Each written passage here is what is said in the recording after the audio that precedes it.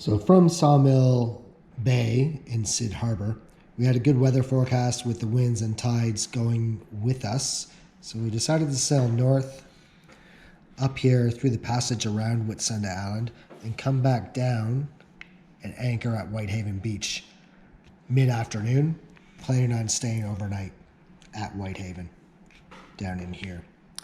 So that was the plan.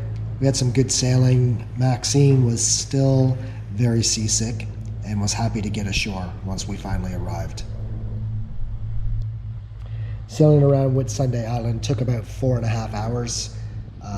It's about 23 nautical miles from where we started to go north around the island and down where we anchored for the day off Whitehaven Beach.